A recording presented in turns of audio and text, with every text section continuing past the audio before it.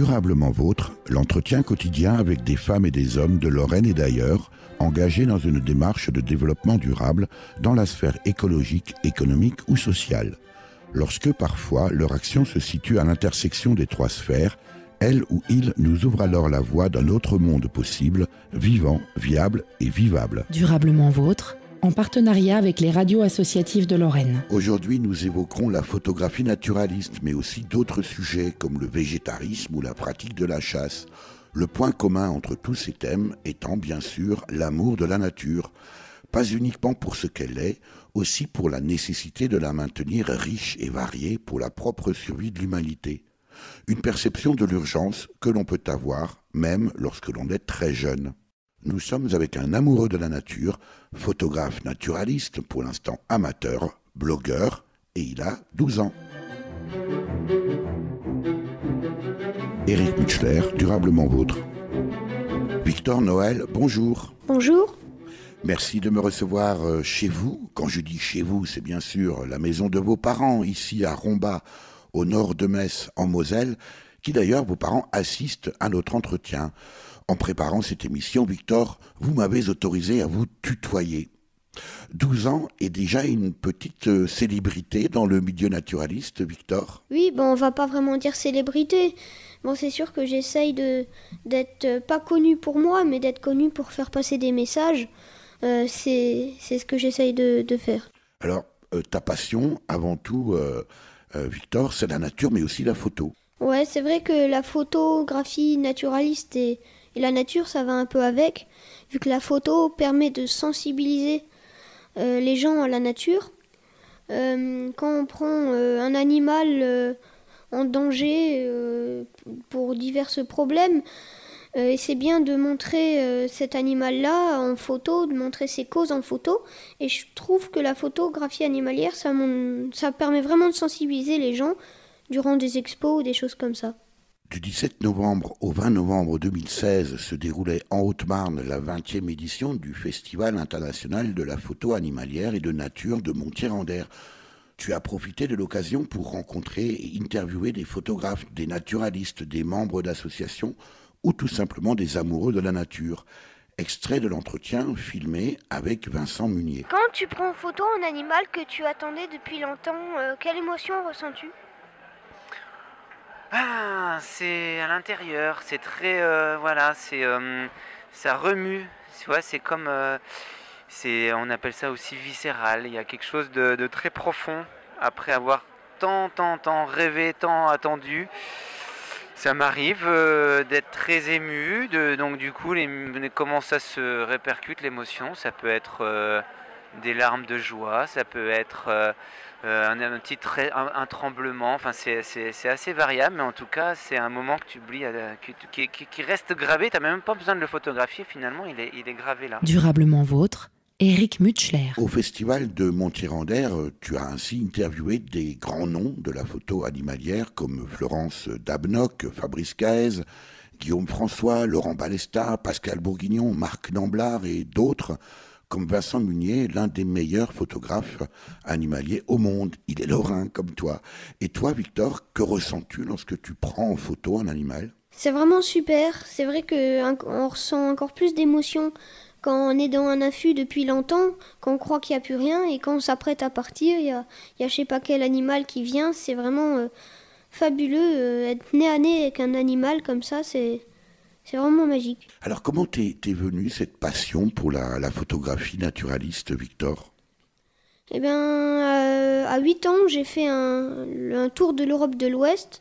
J'étais en contact avec beaucoup d'animaux, notamment en Écosse et en Norvège. On a vu vraiment beaucoup de choses. On a vu le pigargue à queue blanche, cachalot, plein de choses comme ça. Et le fait d'être près d'eux comme ça m'a donné envie encore plus de m'intéresser à la nature et de prendre en photo les animaux. Et ça, c'est un voyage que tu as pu faire avec tes parents pendant plusieurs mois. Oui, on a fait un voyage, on a fait le tour d'Europe de l'Ouest. Ça m'a permis d'être en contact avec plein d'espèces animales. Et c'était vraiment super, en particulier en Écosse et en Norvège, on a pu voir des espèces fabuleuses. Ça m'a encore plus donné envie de m'intéresser à la nature et notamment de prendre en photo les animaux. Alors non seulement tu fais des photos, Victor, mais en plus, tu les exposes, notamment à l'école de Romba où tu habites. Ouais, j'ai fait déjà pas mal d'expos. J'ai été à l'initiative d'organiser dans ma ville une fête de la nature. Il y a eu maintenant 2 éditions et dans ces 2 éditions, j'ai fait 2 expos où les scolaires ont pu venir la voir et j'expliquais plusieurs choses sur les animaux. Alors, quand on parle de photos naturalistes, Victor, ce sont essentiellement les animaux ou c'est aussi des paysages ou les plantes ? La nature, c'est tout, c'est les animaux, c'est les plantes, c'est les paysages. Mais c'est vrai que moi, la flore, je m'y connais pas du tout. Moi, c'est plus la faune. Mmh. Et puis j'imagine aussi que ça nécessite des connaissances, des compétences en photographie, en matériel photo. Oui, c'est vrai que moi, j'ai commencé avec un appareil photo. C'est pas non plus comme tous les photographes, ils ont des super trucs, voilà. Mais j'ai un bridge que j'ai toujours d'ailleurs, et c'est avec ce bridge que je fais de la photo. J'ai eu maintenant un autre appareil photo, mais c'est vrai que ça nécessite pas non plus un matériel super. Voilà, on peut faire de la photo en se contentant de peu. Mmh. Alors, on a évoqué tout à l'heure le festival de Monterrandère. J'imagine que tu t'y rends tous les ans à ce grand festival international de la photo animalière. On a cité des grands noms. Est-ce qu'il y en a parmi ceux-là ou celles-là au reste, qui te fascinent peut-être, qui t'intéressent plus que d'autres, Victor Noël ? Oui, il y a Vincent Munier, une des personnes qui m'a aussi un peu donné envie de faire de la photo. Quand je vois je l'ai découvert grâce à quelqu'un qui m'a offert un livre sur lui, je le connaissais pas du tout. Et ces photos qu'il y avait dans ce livre, c'est vraiment un style que j'adore, vraiment épuré comme ça, où l'animal n'est pas vraiment en gros plan. Et il fait des photos en arctique, tout ça, où il y a du blanc. Et j'adore vraiment ces images. Et ce qu'il fait, c'est vraiment une personne que j'admire. Alors, toi qui fais de la photographie animalière, Victor, bien sûr, tu encourages aussi tout un chacun de s'intéresser à cette démarche. Pour autant, d'abord, on ne s'improvise pas photographe naturaliste ou photographe animalier, et puis il y a quelques précautions à prendre également. Oui, c'est vrai que la photo, ça permet de sensibiliser, mais il y a aussi beaucoup de photographes, malheureusement, qui font pas vraiment de la photo pour sensibiliser, mais plus de la photo pour cocher les espèces ou des choses comme ça. Alors, cocher les espèces, il faut expliquer ce que ça veut dire, Victor.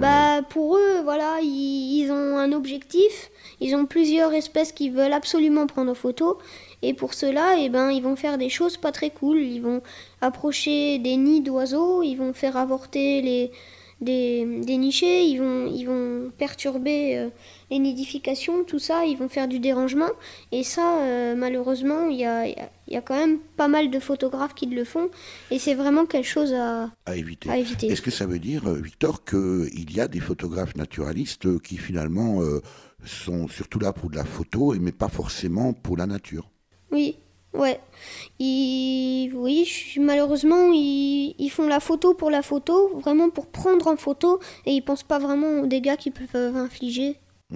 Alors, quand on s'intéresse à la photographie naturaliste, Victor, j'imagine qu'il faut quand même aussi connaître, bien sûr, les mœurs, la biologie des animaux que tu veux prendre en photo pour tout simplement être au bon endroit au bon moment. Oui, il faut pour être au bon endroit au bon moment, mais aussi comme connaître l'animal. Ça veut, quand on fait de la photo, c'est aussi éviter le dérangement, comme je disais tout à l'heure, parce que si on ne sait pas que cet animal a besoin de cet endroit pour se nourrir ou quoi, et qu'on va se poster à cet endroit-là, on peut déranger sans savoir qu'on le dérange.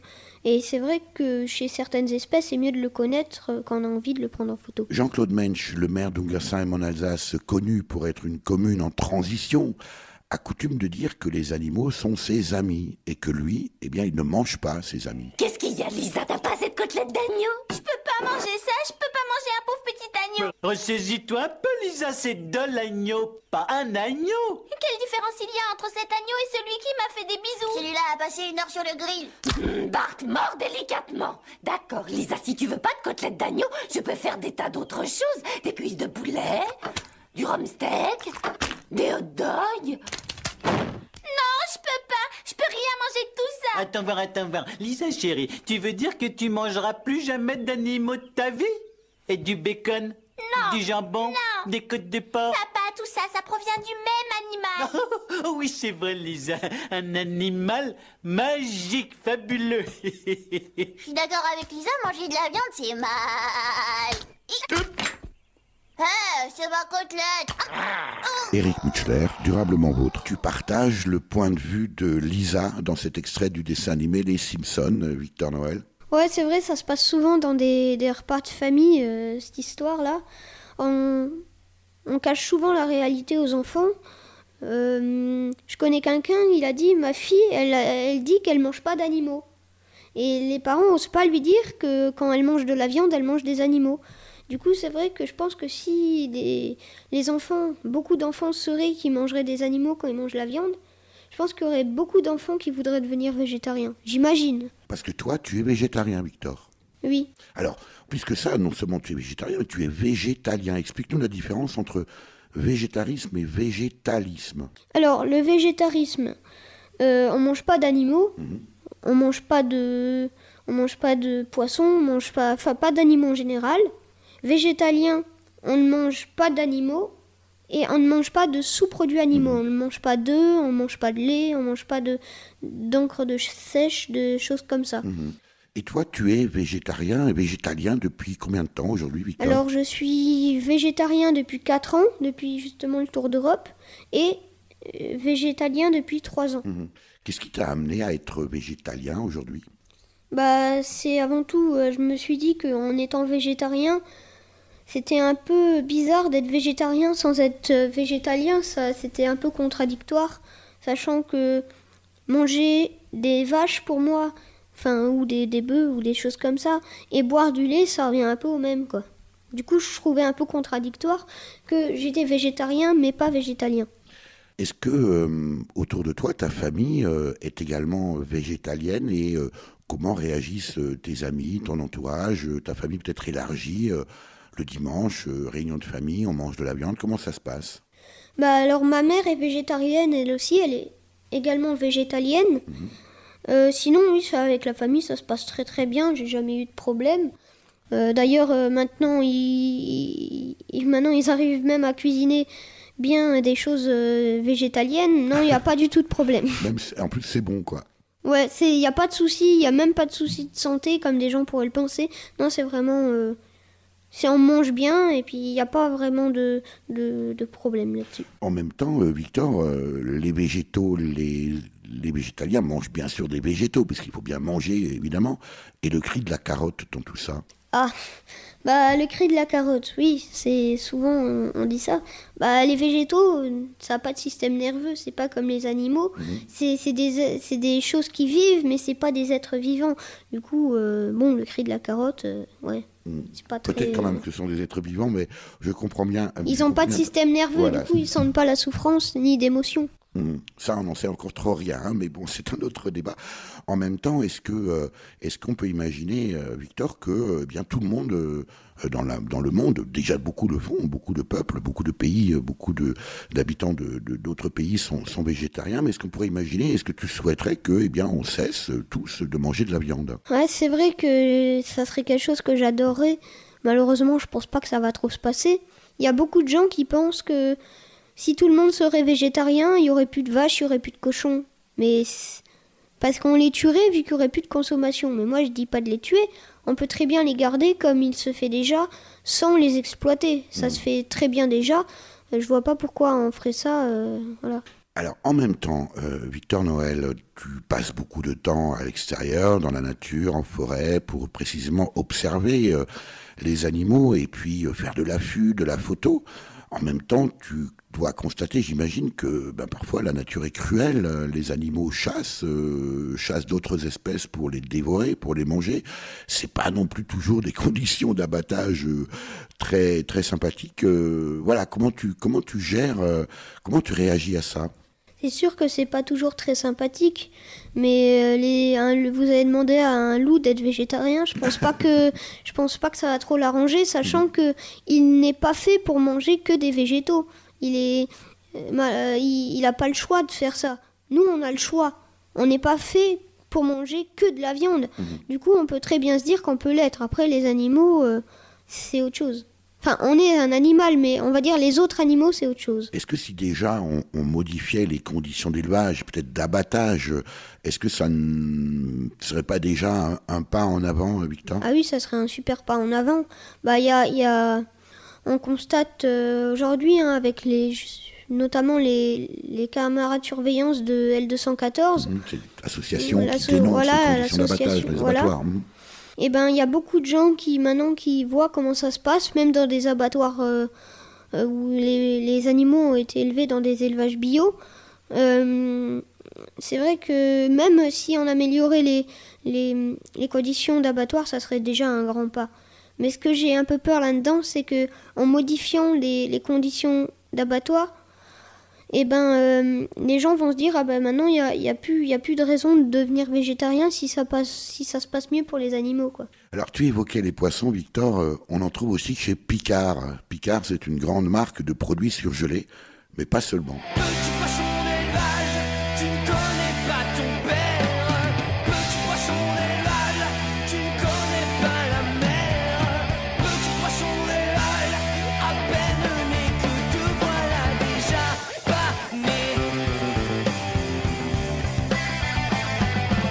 Ami dans un casier, tu n'as pas vraiment bonne mine. Pour ton bassin d'élevage, tu gondoles et tu chaloupes au milieu de saumon, serré comme des sardines. Tu trempes toutes les cailles, tu as la chair de poulpe. On pensera à ce jour où il viendra te chercher pour se payer une tranche ou t'obliger à fumer. Petit poisson d'élevage, tu files un mauvais canton. On sait pas qu'il n'y a pas de fumée sans saumon. Arrête, petit poisson, de te faire un sang d'encre. Arrête, petit poisson, de vouloir lever l'encre. Arrête, petit poisson. Arrête, comme dans le poisson. Tu voulais chevaucher les chevaux des océans, comme Claude, François, remonter le courant et devenir un homme, enfin plutôt un poisson, sauvage et indomptable, affûté comme un bison. Mais le monde est mal fait, les chats ne font pas des chiens, et le beurre ne font pas comme les petites marionnettes. C'est clair que vu ton cas, la mort aura de loin le goût que tu n'as pas même relevé d'Annette. Arrête, poisson violent, de te faire ton sushi. Arrête, poisson violent, de vouloir prendre le maquis. Arrête, petit poisson. Arrête, comme dans le poisson. Aujourd'hui tu es un ange aux côtés de Saint-Pierre. Tu te baignes loin de tes frères dans un halo de lumière. Et tout le monde est venu pour un dernier hommage aux Robins des bois de la mer, aux mesrines des poissons d'élevage. Il y a le bar du coin, le barbu bien coiffé, avec l'arrêt au milieu pour les sols d'été. Le ton de la plouche, la dorade et la Vénus, la morue du vieux port, si je ne m'abuse. La murène d'Angleterre, assise au premier rang, avec un vieux flipper nageant dans l'Olympique de Marseille, avec le rouget de l'île et même la petite sirène. Non, je rigole pas, son ami.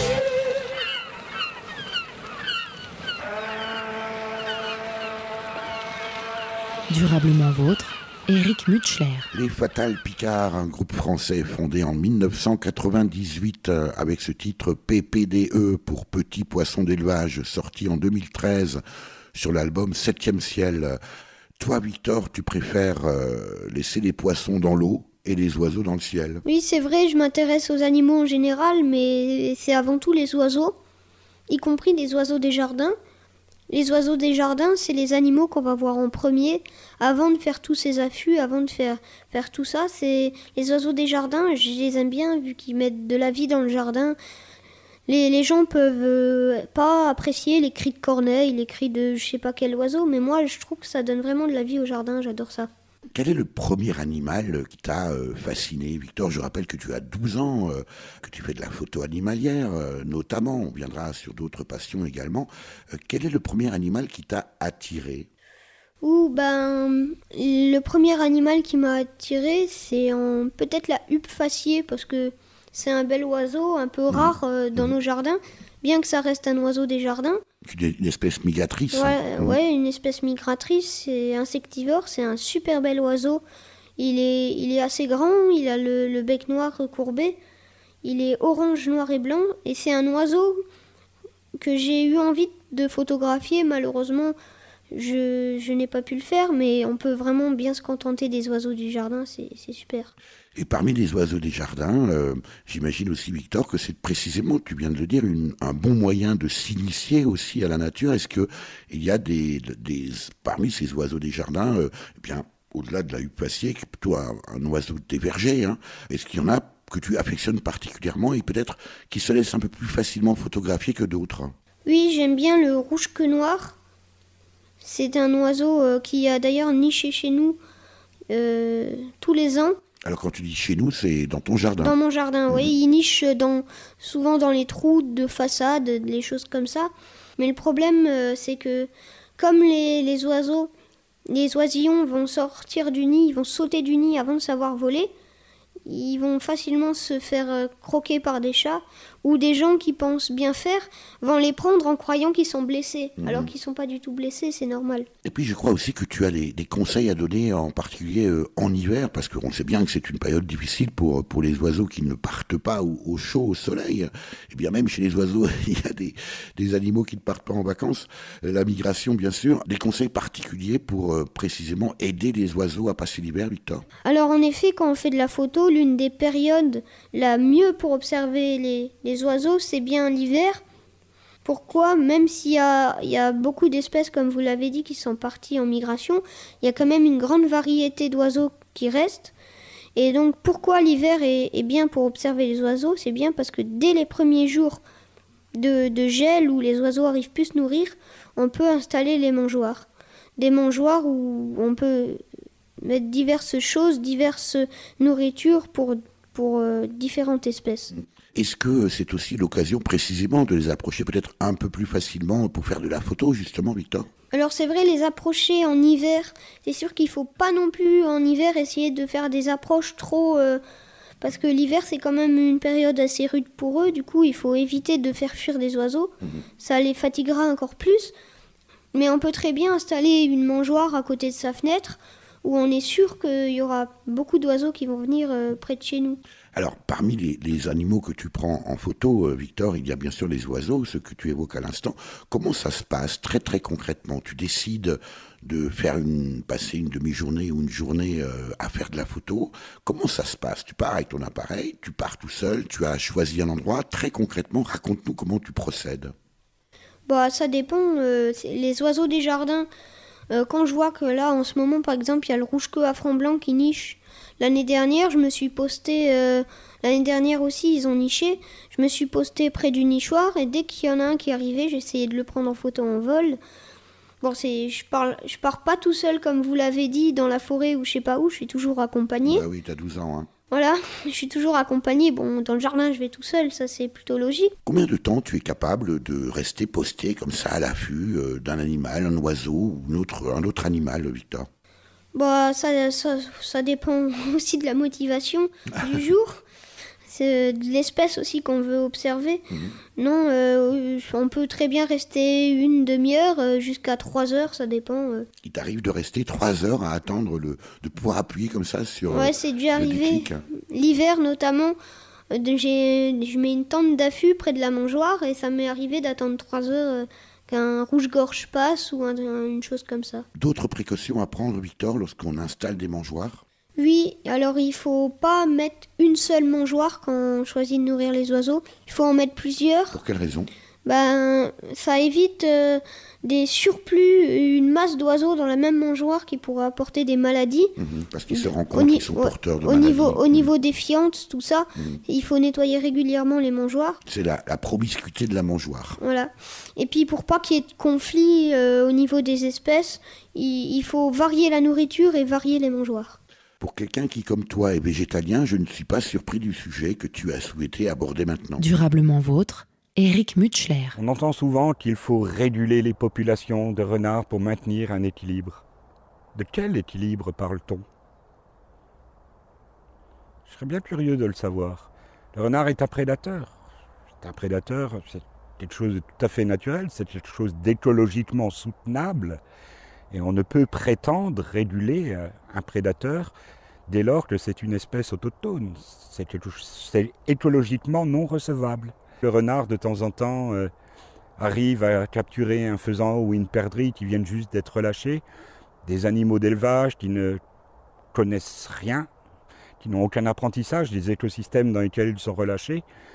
Et force est de constater que le renard aurait grand tort de ne pas croquer un faisan quand il en a l'opportunité. Durablement vôtre, Éric Mutschler. Extrait du très beau film L'odeur de l'herbe coupée sur le renard roux, réalisé par le Mosellan Franck Vignat, que j'ai déjà reçu au micro de Durablement Vôtre et à qui je dois de te rencontrer aujourd'hui, Victor. C'était le propos de François Guérold, professeur d'écologie à l'Université de Lorraine. Un végétalien comme toi, Victor, ne peut évidemment pas soutenir la chasse. Oui, c'est vrai que quand on est végétalien, la chasse, c'est pas trop un ami. La chasse est réalisée en France pour diverses raisons. D'abord, celle de se nourrir, qui n'a plus aucun sens de nos jours. Celle du loisir, qui est absolument horrible. Je vois pas en quoi tuer un animal peut être un loisir. Et celle de la régulation. Alors c'est tout à fait ce que dit François Guérold, que l'on vient d'entendre dans cet extrait que tu as choisi, Victor, où il parle de deux choses. D'une part, le fait que la chasse, en tout cas sur le renard et les prédateurs, ne tient pas d'un point de vue écologique, et puis provoque aussi l'effet de compensation. Oui, l'effet de compensation, c'est par exemple le sanglier, chez le sanglier notamment.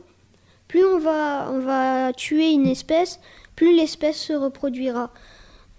Justement pour éviter de disparaître ou de choses comme ça, j'imagine. Victor, toi qui te promènes beaucoup dans la nature, j'imagine qu'il t'est arrivé peut-être parfois de mauvaises expériences, précisément à cause de la chasse.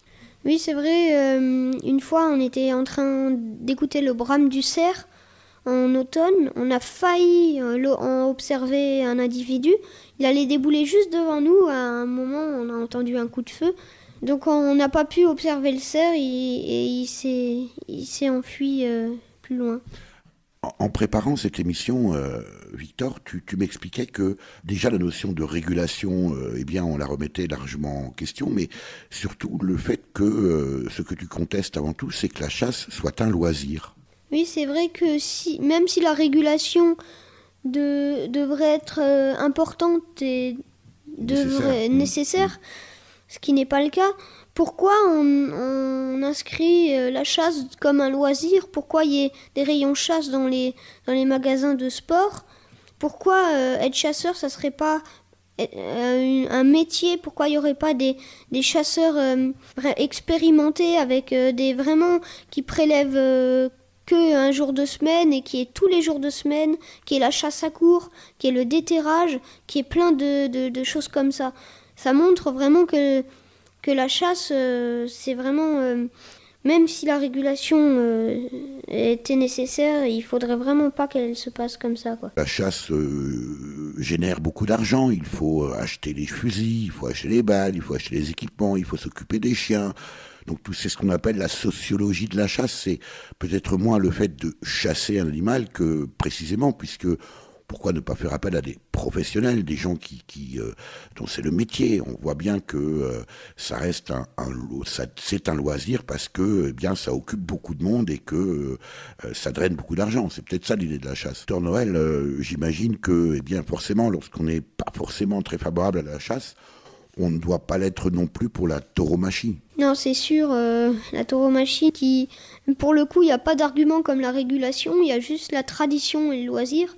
Donc c'est vraiment quelque chose d'horrible, c'est quelque chose qui inflige autant de souffrance envers l'animal ne devrait pas exister. Est-ce qu'autour de toi, Victor, tes camarades partagent cette conviction, cette incompréhension de la souffrance qu'on peut infliger encore aujourd'hui aux animaux?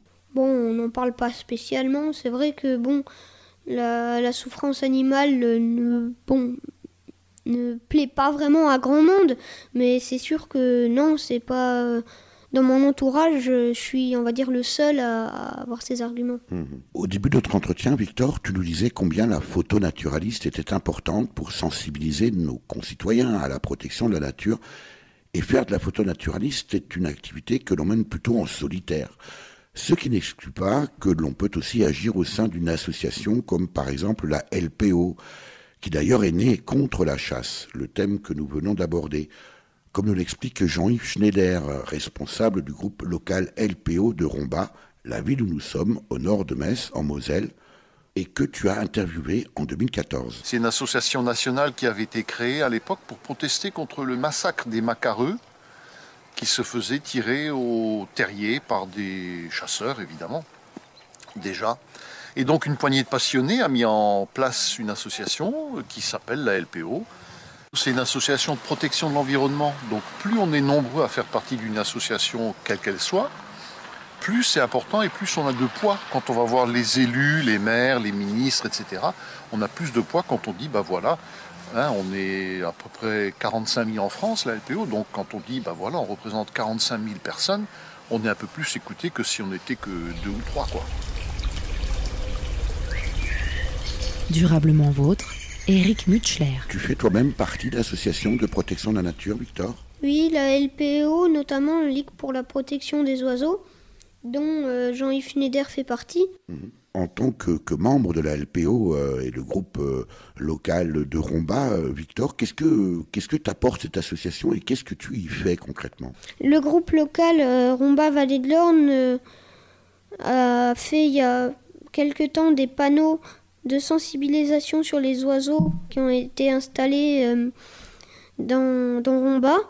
On a aussi avec le groupe local organisé, comme j'ai dit tout à l'heure, la fête de la nature. Et puis je vais aussi des fois aider le collectif Busard qui s'occupe du territoire de Jarnisy, frontière Meurthe-et-Moselle.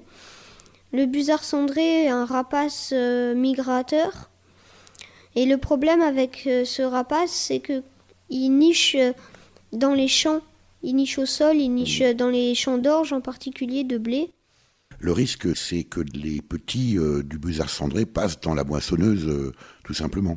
Oui, c'est pour ça que le collectif, dès le mois de mai, prospecte le busard, voir où sont passés les nids. Pour voir ça, il faut observer ce qu'on appelle le passage de proie. C'est si on repère. Alors ça, il faut que tu nous expliques, Victor, le passage de proie du busard cendré. Voilà, c'est si on observe un mâle chargé, c'est-à-dire qu'il a une proie dans les serres. Les serres étant les griffes, quoi. Voilà, les pattes. Ouais. On le suit, on le quitte pas du regard, et on peut avoir la chance de voir une femelle sortir d'un champ, et à ce moment-là, le mâle va jeter sa proie à la femelle. Et là, il est en vol. Hein, voilà, tout ça en vol, voilà, et la femelle va rattraper la proie en vol. Et à ce moment-là, il ne faut pas quitter des yeux, il faut regarder où la femelle chute. Parce que où la femelle va se poser, c'est l'endroit où est situé le nid avec les jeunes. Et ça, c'est des actions que tu mènes avec le collectif Busard et avec la LPO. Et j'imagine qu'à ce moment-là, eh bien, une fois que vous avez repéré ce nid, l'objectif, c'est de le protéger. Comment ça se passe à ce moment-là, Victor ? Eh bien, on va d'abord faire ce qu'on appelle piqueter. On va aller voir où il est le nid, on va planter un piquet. Et à ce moment-là, on va chercher un grillage qu'on va placer tout autour du nid. Et avec l'autorisation de l'agriculteur, bien sûr. Et ce grillage va permettre, avec un piquet, va permettre à l'agriculteur de contourner le nid avec la moissonneuse, va contourner le nid. Et puis quand les jeunes seront volants, ils pourront sortir d'eux-mêmes, c'est pas une cage, il n'y a pas de problème. Et ça, j'imagine, Victor, que c'est très valorisant comme ça de participer à la protection, tout simplement, des animaux sauvages, en particulier le busard cendré. C'est quelque chose qui te motive. Oui, c'est sûr que c'est assez motivant de se dire qu'on peut aider la faune. En plus, c'est très intéressant, on apprend vraiment beaucoup de choses en faisant ça, et on en apprend tous les jours. À chaque fois que je vais là-bas, j'apprends de nouvelles choses et c'est vraiment très enrichissant. Est-ce que tu entraînes tes camarades avec toi, leur disant tiens, ça serait bien que tu quittes ta PlayStation, que tu viennes avec moi comme ça sauver les busards cendrés, Victor ? Non, pas trop. Je pense que je pense qu'ils ont autre chose à faire. Ça serait bien, mais je pense pas qu'ils ont trop envie de passer une journée à observer des busards. Alors que toi, ça te plaît beaucoup? Ouais, ça me plaît beaucoup parce que d'une part, on observe, on protège et on n'observe pas que le busard, on peut voir plein d'autres espèces. Alors, participer bénévolement aux associations, bien sûr, c'est absolument nécessaire, même si la LPO, comme on l'entendait tout à l'heure dans l'interview de Jean-Yves Schneider, responsable du groupe local, LPO de Rombart, parle de 45 000 adhérents. C'est bien sûr au niveau national, c'est à la fois important, mais en même temps, c'est relativement peu. Et les associations, Victor, ont besoin d'argent, bien sûr, pour fonctionner et pour pouvoir protéger la nature. Oui, c'est sûr, si déjà tous les photographes naturalistes, tous les naturalistes donnaient un peu de leur temps, donnaient de l'argent aux associations, ça changerait quand même pas mal de choses. C'est vraiment très important et j'invite les gens à adhérer aux associations et peut-être devenir bénévole à des associations. Cet entretien avec toi, Victor, est un véritable hymne à nos campagnes. Si tu es né dans une cité HLM, je te dédicace ce poème en espérant qu'au fond de tes yeux ternes, tu puisses y voir un petit brin d'herbe. Et les mains vont faire la part des choses. Il est grand temps de faire une pause, de troquer cette vie morose contre le parfum d'une rose. C'est l'hymne de nos campagnes, de nos rivières, de nos montagnes, de la vie manne, du monde animal. Crie le bien fort, use tes cordes vocales. Pas de boulot, pas de diplôme, partout la même odeur de zone, plus rien n'agite tes neurones. Pas même le shit que tu mets dans tes cônes. Va voir ailleurs, rien ne te retient. Va vite faire quelque chose de tes mains. Ne te retourne pas, ici tu n'as rien. Et sois le premier à chanter ce refrain. C'est l'hymne de nos campagnes, de nos rivières, de nos montagnes, de la vie manne, du monde animal. Crie-le bien fort, use tes cordes vocales. Assieds-toi près d'une rivière, écoute le coulis de l'eau. Sur la terre, dis-toi qu'au bout, il y a la mer. Et que ça n'a rien d'éphémère. Tu comprendras alors que tu n'es rien comme celui avant toi, comme celui qui vient, que le liquide qui coule dans tes mains te servira à vivre jusqu'à demain matin. C'est l'hymne de nos campagnes, de nos rivières, de nos montagnes, de la vie manne, du monde animal. Crie-le bien fort, use tes cordes vocales. Assieds-toi près d'un vieux chêne et compare-le à la race humaine. L'oxygène et l'ombre qu'il t'amène, mérite-t-il les coups de hache qui le saignent? Lève la tête, regarde ses feuilles, tu verras peut-être un écureuil qui te regarde de tout son orgueil. Sa maison est là, tu es sur le seuil. C'est l'hymne de nos campagnes, de nos rivières, de nos montagnes, de la vie manne, du monde animal. Crie-le bien fort, use tes cordes vocales. Hey, crie-le bien fort, use tes cordes vocales. Peut-être que je parle pour ne rien dire, que quand tu m'écoutes tu as envie de rire. Et si le béton est ton avenir, dis-toi que c'est la forêt qui fait que tu respires. Et j'aimerais pour tous les animaux que tu captes le message de mes mots. Car un lopin de terre, une tige de roseau, servira à la croissance de tes marmots, servira à la croissance de tes marmots. C'est l'hymne de nos campagnes, de nos rivières, de nos montagnes, de la vie manne, du monde animal. Crie-le bien fort, use tes cordes vocales. C'est l'hymne de nos campagnes, de nos rivières, de nos montagnes, de la vie manne, du monde animal. Crie-le bien fort, use tes cordes vocales. Hey! Durablement vôtre, Éric Mutschler. Le groupe Trio, qui comme son nom ne l'indique pas, est composé de 4 musiciens et que nous aimons bien dans Durablement Vôtre, en particulier ce titre, l'hymne de nos campagnes, leur premier single sorti en 1998, extrait de l'album Mama Gubida, une chanson qui défend la nature, l'écologie, le monde. D'où viens-tu cette passion pour la nature, Victor? Je rappelle que tu as 12 ans. La passion pour la nature, ça m'est venu encore et toujours avec le Tour d'Europe. Ça, ça a vraiment été déterminant. Voilà, c'est vraiment été... ça, on va dire que le Tour d'Europe, ça m'a donné encore plus envie de m'intéresser à la nature.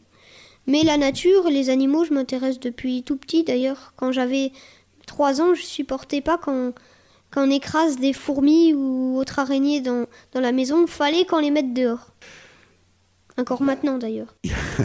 Il y a une particularité, Victor, qu'il faut souligner quand même, c'est que tu as 12 ans, ça on l'a déjà dit, mais une autre particularité qui explique aussi eh bien, que tu as le loisir et que tu peux t'organiser pour vivre ta passion de la nature, eh bien, c'est que tu ne vas pas à l'école. Oui, je suis scolarisée à la maison pour diverses raisons et ça, c'est sûr que ça aide beaucoup avec ce que je fais, ça me donne le temps l'après-midi par exemple de faire des photos ou de faire des articles sur mon blog, c'est vraiment... ça va un peu avec. C'est ta maman qui te fait cours en réalité. Oui, on a des cours par correspondance et c'est ma maman qui me fait cours. Ouais. Parmi tous les animaux que tu as déjà eu l'occasion de voir, de rencontrer, de découvrir, et la photo animalière, quel est l'animal que tu rêves comme ça de photographier? Alors il n'y en a pas vraiment. Hein. Pour moi, tous les animaux sont bien à photographier. Il y a un animal que j'ai déjà photographié mais que j'aimerais bien refotographier qui m'inspire vraiment, c'est la Vaucette élégante. Vu que c'est un oiseau... Alors ça, il faut que tu nous expliques un peu qui c'est. Je ne suis pas sûr que tout le monde voit bien ce que c'est. C'est un oiseau de la famille des limicoles. C'est un super bel oiseau avec les pattes bleues, c'est noir et blanc. C'est un long bec noir recourbé vers le haut. C'est vraiment un oiseau magnifique. Et que l'on trouve à quel endroit? On peut en trouver dans les terres. Je crois qu'il y en a, je sais plus, dans la Seine, je crois, mais sinon c'est sur le littoral. Moi, j'ai pu en observer en baie de Somme, justement. Est-ce que tu as déjà une idée, Victor, à 12 ans, eh bien, de ce que tu veux faire plus tard? J'ai pas vraiment d'idée. Ce qui est sûr, c'est que je travaillais avec la nature. Développer la photographie, est-ce que tu rêverais d'être le Vincent Munier plus tard? Oui, bah c'est sûr que j'aimerais me développer un peu dans la photo. Après, être Vincent Munier, c'est pas vraiment ça que je recherche. Moi, c'est la photo, je m'intéresse à la photo, mais ce que j'aimerais aussi, c'est me développer plus dans la protection. Travailler dans la protection de la nature, est-ce qu'aujourd'hui, Victor, il y a beaucoup d'enfants de ton âge, j'anticipe un peu ta réponse parce que tu as déjà répondu un petit peu, est-ce que tu as le sentiment que, des enfants de ton âge, qui seront les adultes de demain, hein, vous ne le savez pas encore, mais c'est ça, partagent cette préoccupation de la protection de la nature comme toi? Bah oui, il y a quand même, il y a, je pense, beaucoup d'enfants qui s'impliquent dans la nature. Après, c'est sûr, il n'y en a pas des masses, c'est pas la norme, quoi. Comment tu vois l'avenir? On parle aujourd'hui beaucoup du réchauffement climatique, de la disparition des espèces, de l'érosion de la biodiversité. Ce sont des mots que tu connais bien, Victor. Comment tu vois l'avenir? Est-ce que tu es plutôt confiant? Est-ce que tu penses qu'on a des soucis à se faire? Et surtout, votre génération? Bah, ça m'inquiète un peu. Le réchauffement climatique touche déjà de nombreuses espèces. Après, je pourrais pas vraiment dire lesquelles en particulier, mais c'est vrai qu'il y a des trucs qui me choquent un peu, de se dire qu'il y a des ornithologues qui, dans le temps, observaient des espèces, qui maintenant peuvent plus les observer vu qu'ils ont disparu, comme le courlis à bec grêle, par exemple. L'invité de Durablement Vôtre, coup de gueule ou coup de cœur? Victor Noël, 12 ans, photographe naturaliste, amoureux de la nature, blogueur. C'est le moment de ton choix. On écoute. Bonjour, bienvenue dans mon jardin.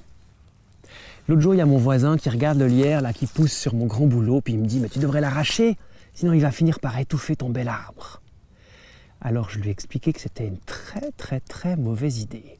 Voilà pourquoi. D'abord, le lierre est une plante extraordinaire.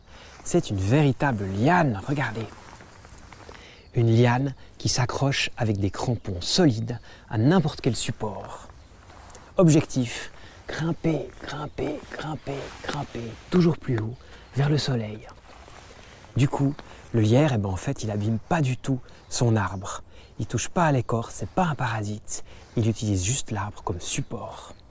En fait, les feuilles du lierre, elles sont vert foncé, luisantes, cireuses, équipées pour résister à la mauvaise saison. Cet extrait de la Minute Nature, ici consacrée au lierre, pour illustrer ton coup de cœur, Victor Noël. Oui, la Minute Nature, c'est une série vidéo, comme son nom l'indique, assez courte, présentée par Julien Perrault. Julien Perrault, fondateur du magazine La Salamandre, qui a d'ailleurs commencé ses premiers exemplaires à 11 ans. Et ça, c'est quelque chose qui te plaît, de savoir que d'autres avant toi, très jeunes, toi tu as 12 ans, Julien Perrault, lorsqu'il fonde La Salamandre, en tout cas écrit le premier numéro à 11 ans, c'est quelque chose que tu aimes bien, Victor. Ouais, c'est assez motivant, je trouve. Ouais, ça permet de se dire que y a des preuves qu'on peut, en étant enfant, faire des choses dans le milieu de la nature. Et tu le prouves bien. Et puis surtout, Julien Perrault, Victor, termine toujours ses vidéos que l'on trouve bien sûr facilement sur à la fois YouTube et d'autres serveurs. Ce sont des vidéos qui se terminent toujours par « ça se passe près de chez vous ». Ça, c'est intéressant. Oui, c'est sûr. Il y a beaucoup de gens qui vont... Et c'est bien observer des animaux à l'autre bout du monde et essayer de trouver les animaux les plus rares, mais qui ne se contentent pas de ce qu'ils ont chez eux. Mmh. C'est vrai que la faune locale est aussi super. Et avant d'essayer de découvrir la faune d'autres continents, on peut s'émerveiller déjà avec la faune de chez nous. On a beaucoup parlé d'animaux, Victor, avec toi aujourd'hui, parce que c'est ta passion. Est-ce que tu as d'autres choses qui t'intéressent, ou est-ce que les animaux, les oiseaux, on l'a compris aussi, en particulier, t'intéressait beaucoup l'ornithologie. Est-ce que tu as d'autres choses dans la vie qui t'intéressent ? J'ai eu mes périodes. Plus petit, c'était les planètes. Après, ça a été l'archéologie, mais ça a toujours été un rapport avec la nature. Avec la nature. Non, c'est vrai que ma passion, vraiment, c'est la nature, il n'y a pas vraiment d'autre chose. Mmh. Comment est-ce qu'on pourrait... quel est l'argument que tu pourrais développer pour inciter les enfants de ton âge, Victor, à quitter leur PlayStation et puis les écrans, parce qu'on sait qu'aujourd'hui, les enfants passent... plus de temps, voire autant de temps enfermés que des prisonniers. Tu savais ça ? Aujourd'hui, les enfants passent plus de temps à enfermer dans leur chambre que des prisonniers dans une prison ne passent de temps à l'extérieur. C'est-à-dire que si on les prenait de leur chambre et puis on les met en prison, ils ne se rendraient même pas compte. Toi, ça t'affole pas ? Tu te dis pas, mais quelle perte de temps finalement, alors que dehors, il y a tellement de choses à voir. Ah, c'est sûr que je trouve que c'est dommage de ne pas se rendre compte de la faune, de la flore de près de chez nous. Après, qu'il pourrait très bien s'impliquer un peu plus. Je veux pas qu'il fasse comme moi, qu'il s'implique dans la nature ou je sais pas quoi.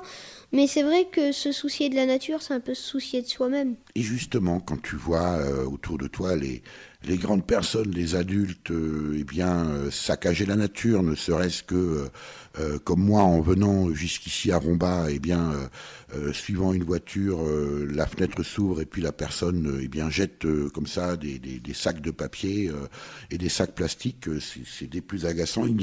Ça doit t'énerver, toi, non, au quotidien, de voir les gens comme ça saccager la nature autour de toi, qu'il aime tant cette nature, Victor. Oui, c'est vrai que des gestes tout simples, par exemple jeter son mégot par terre ou des choses comme ça, c'est vrai. Il faut pas oublier qu'une cigarette, ça pollue le sol, qu'il y a des oiseaux qui peuvent passer derrière. C'est au moindre petit truc, on peut pas vraiment s'imaginer, mais on peut causer des dégâts. Oui, ça me dérange un peu quand même. Comment tu juges justement la manière dont les adultes d'aujourd'hui malmènent d'une certaine manière la nature aujourd'hui ? Il y en a qui ignorent, il y en a qui s'en foutent. Bon, c'est sûr que ça m'arrangerait plus que qui se soucient un peu plus de la nature. Victor, d'après toi, quand on a 12 ans comme ça, on a, j'imagine, peut-être quelques idées pour plus tard, quand on sera grand. Qu'est-ce qu'il faudrait faire pour que les gens prennent davantage en compte la nature? Est-ce que tu as des idées? Est-ce que tu as des sujets, des propositions à nous faire? Pas spécialement, non. Il y a l'argument de dire que la nature, si elle s'écroule, on s'écroule avec. Après, moi, c'est sûr que je protège pas la nature pour protéger les gens. Ah bon? Mais ça peut être un argument. Toi, c'est la nature pour la nature. Voilà, c'est pas la nature pour nous. Et en même temps, on sait bien que nous dépendons de cette nature. Peut-être que faire comprendre aux gens que nous dépendons de la nature, ça les amènerait peut-être à la protéger. Oui, c'est ça. J'espère que les gens vont comprendre ça et que ça va être un des facteurs pour qu'ils se mettent à protéger la nature. Merci Victor Noël pour cet entretien. Merci à vous. Je rappelle qu'à 12 ans, tu es passionné de nature, on l'a bien compris. Photographe et vidéaste naturaliste investi dans plusieurs associations de la nature, notamment à Rombas, près de Metz, en Moselle, où tu habites. Merci aussi à tes parents, Sandra et Vincent, qui ont bien voulu accepter cet entretien. On peut te suivre sur ton blog, le blog de victor.webnode.fr, où tu postes régulièrement des articles, des photos et des vidéos que tu réalises sur les animaux de la nature. Simplement, blog de Victor suffira, ça sort en tout premier sur Internet. Vous pouvez réécouter cette émission et toutes les précédentes sur durablementvôtre.fr.